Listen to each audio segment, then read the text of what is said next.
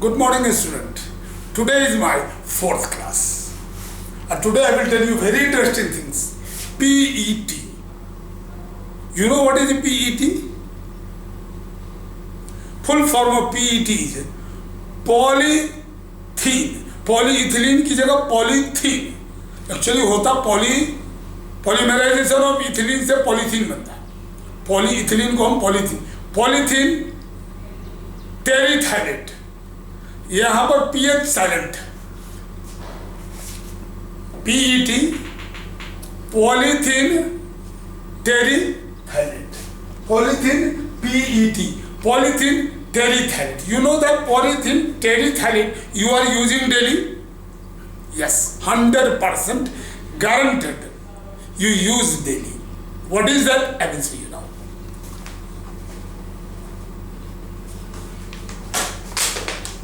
Yes, it is that. Now you are agree with that?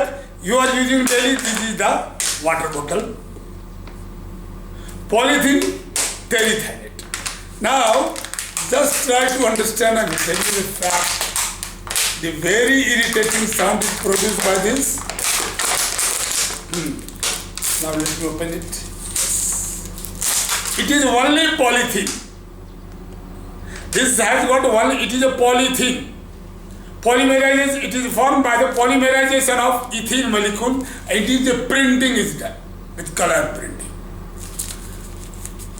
ये थैली है, polythene है. ये PET polythene terephthalate. Polymerisation of polythene, polymerisation of ethene and terephthalate. इसी polythene टेरिथाइलेट. अब ये तो ना इथिलीन है और ना पीईटी है. पॉलीटेरिथाइलेट भी नहीं है. ये है क्या? ये पॉलीप्रोपीन है. पॉलीप्रोपीन थोड़ा सा हार्ड हो जाता है. ठीक है. ये पॉलीप्रोपीन सर अलग अलग पॉलीमराइजेशन से it is form by the polymerisation of propene. क्योंकि इसका मॉलिक्यूलर मास अधिक होता है, इथीन से अधिक होता है. देखो बच्चों, अब हम तुम्हें पढ़ाने जा रहे हैं पीईटी के डिटेल्स. नाउ अच्छा देखो, तो polythene टेरिथाइलेट. It is formed by, it is a polymer. It is a polymer. Polymer used in the manufacture of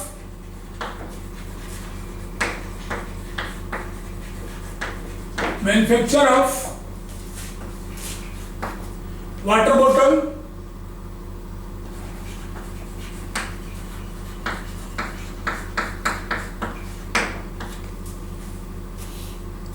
container,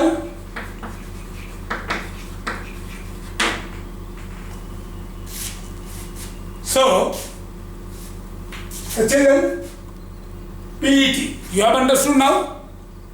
Okay, now this part we will discuss the acrylic rubber. Now pay attention, apart from the PET we will go to the acrylic rubber, right?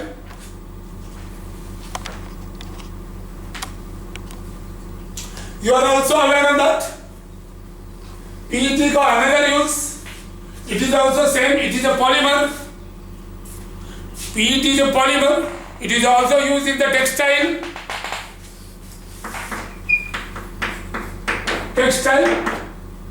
It do not absorb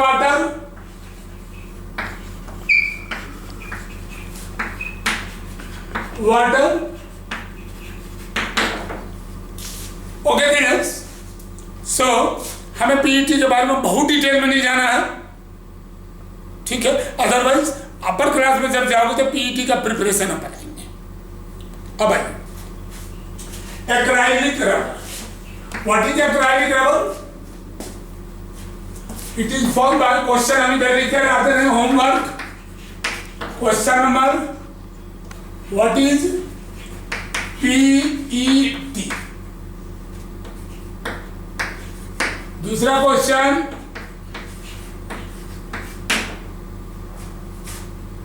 define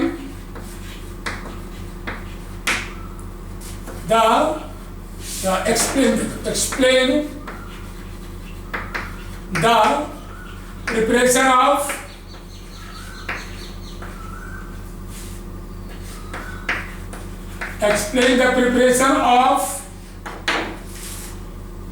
acrylic rubber.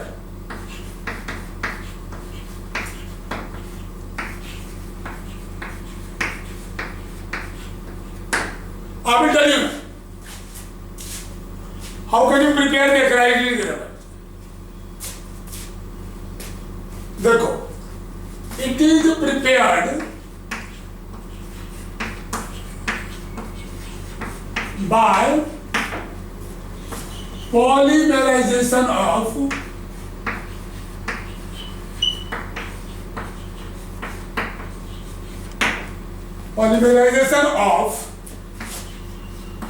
acrylonitrile,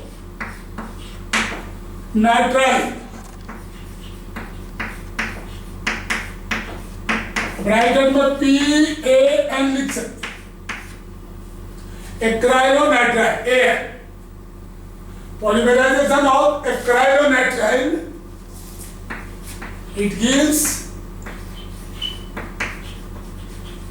polyacrylonitrile.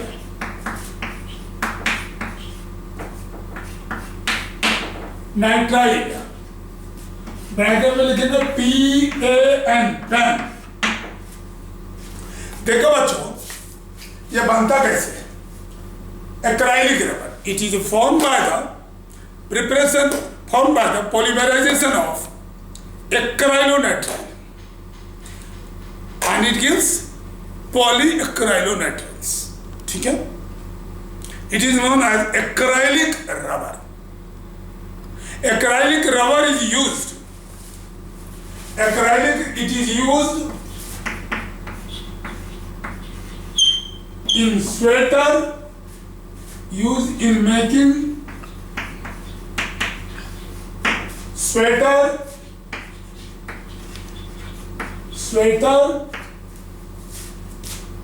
shawl,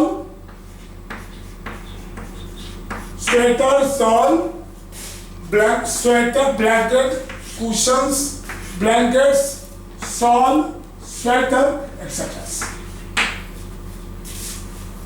Cushions समझ रहे हो?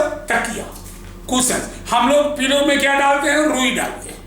बाद में रुई क्या हो जाता है? चिपक जाता है। लेकिन एक्राइलिक रबर पॉलीएक्राइलोनाइट्राइल डालते हैं, जिसे तुम आर्टिफिशियल रुई बोलते हो। वो रुई की तरह दिखता है, उसके फाइबर्स मार्केट में मिलता है। उस पिलो को तुम धो सकते हो। हम रुई को धोएंगे तो वाटर को एब्जॉर्ब करता है और बहुत भारी हो जाएगा। तुम अपने घर के पिलो के पानी में डाल कर देखोगे बहुत भारी हो जाएगा, क्योंकि रुई पानी सोख लेगा। लेकिन मार्केट से जो एक PAN पॉलीएक्राइलोनाइट्राइल वाला जो पिलो खरीदते हो, उसको पानी में डालोगे, फिर ऐसे करके निचोड़ दोगे, फिर वो फूला रहेगा। ठीक है, so generally you are using it. PAN, so मैंने आपको बता दिया what is a PAN. Polyacrylonitrile, it is form by the polymerisation of acrylonitrile. ठीक है, यूजेस मैंने बता दिया। What are the advantages? अब अगला क्वेश्चन क्या होगा? Question number 3। क्वेश्चन नंबर 3 क्या लिखोगे तुम? हम ऊपर बिठा लेते हैं, बेहतर रहेगा तुम उसको लिखो ऊपर, वहां बहुत छोटा हो जाएगा। PET बता चुका हूं, लिखते जाओ नोट, अब क्वेश्चन आंसर करते। ठीक है, now come to the question number 3। Question number 3 हम सारे क्वेश्चन आपको कराते हैं। Explain the preparation of polyacrylic rubber, तो PAN हो गया। अगला question, what are the uses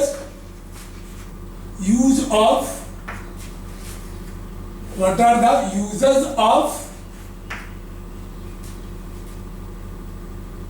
पॉलीएक्राइलोनाइट्राइल,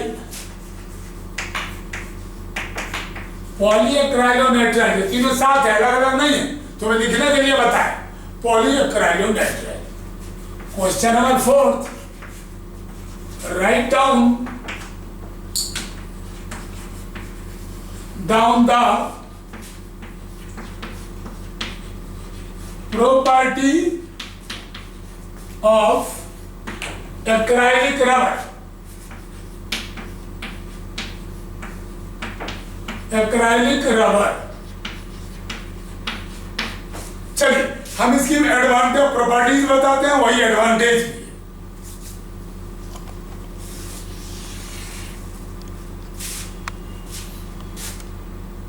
acrylic rubber के बारे में हम डिटेल्स में बताते जा रहे हैं। ध्यान दो, it is very strong, it has high tensile strength. एक एक पॉइंट को ध्यान दो और कुछ सारे क्वेश्चन लिख लो।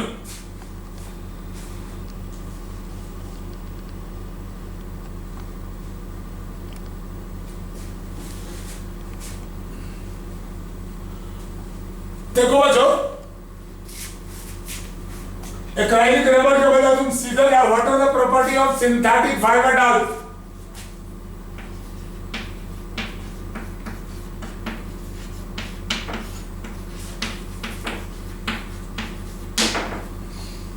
सिंथेटिक फाइबर डाल दिया, इसी को लिखना।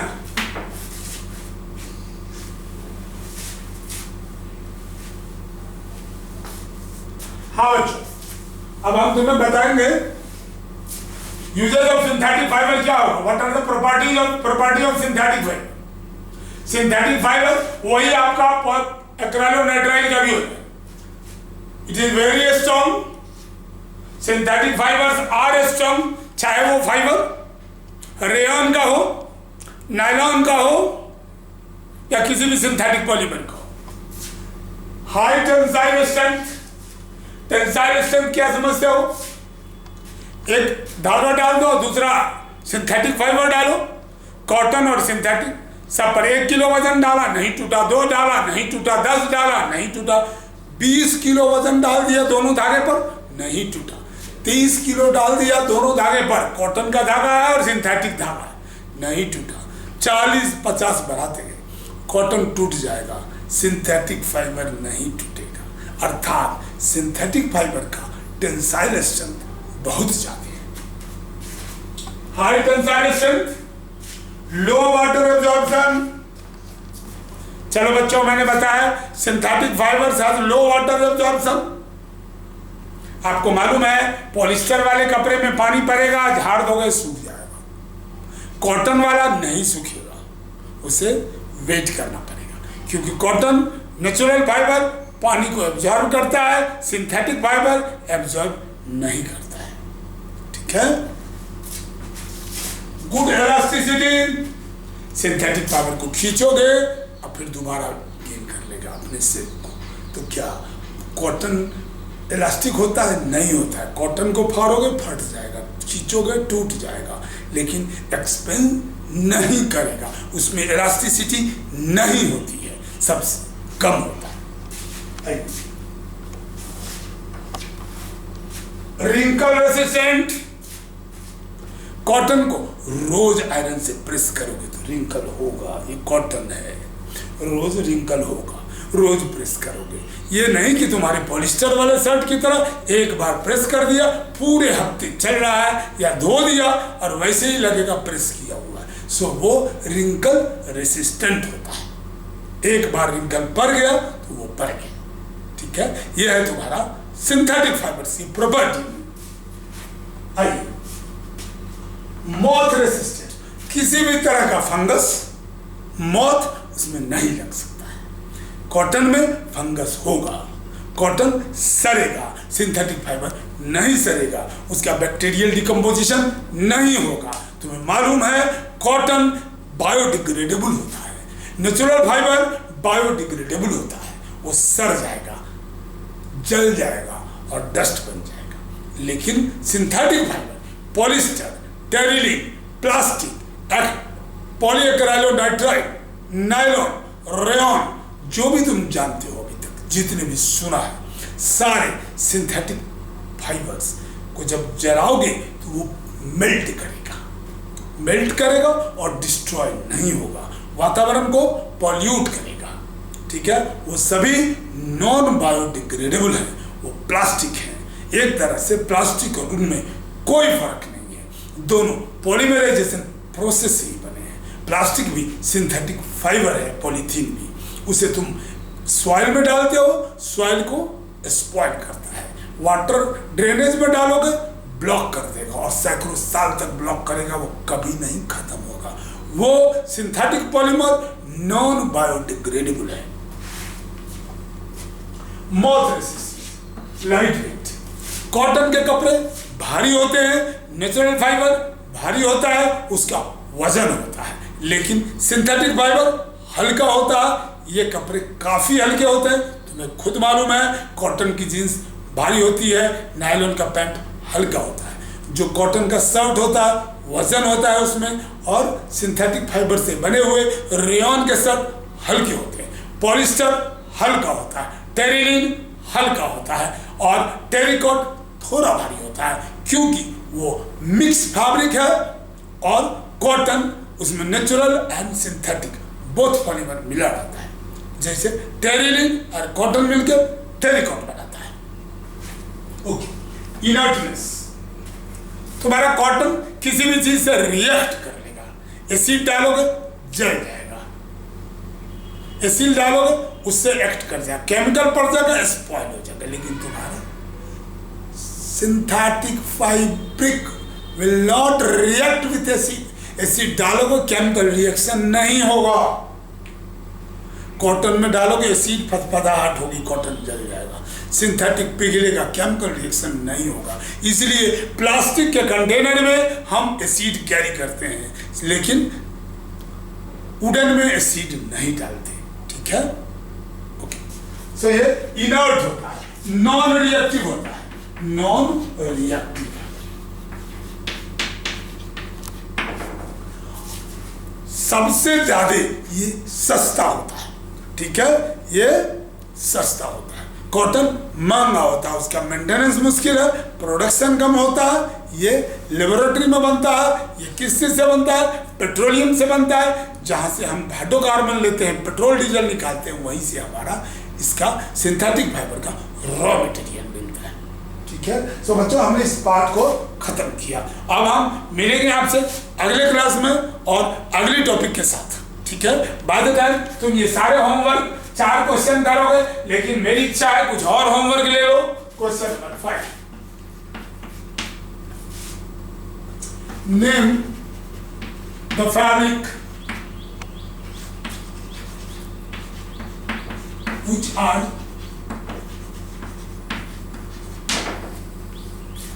inert,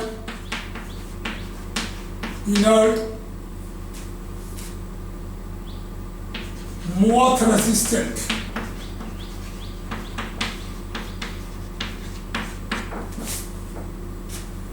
छठा क्वेश्चन भी लिख लो।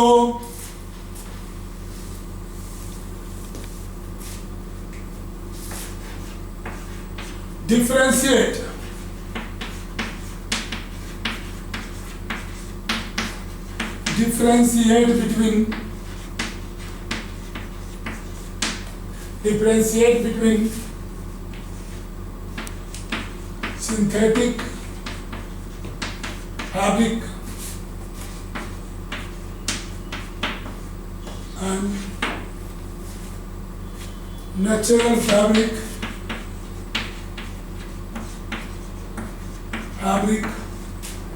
on the basis of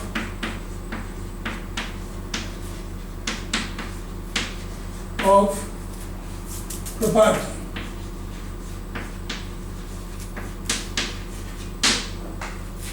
बच्चों मैंने बताया ये 6 क्वेश्चन आपको करना है। डिफरेंशिएट बिटवीन कैसे करोगे? Cotton fabric absorb moisture and synthetic fabric do not absorb moisture. Cotton fabric is not moth resistant, it is moth resistant. Synthetic cotton fabrics are biodegradable. Synthetic fabric is non biodegradable, ऐसे करके tabular form में आपको इसको differentiate करना। Thank you, have a nice day.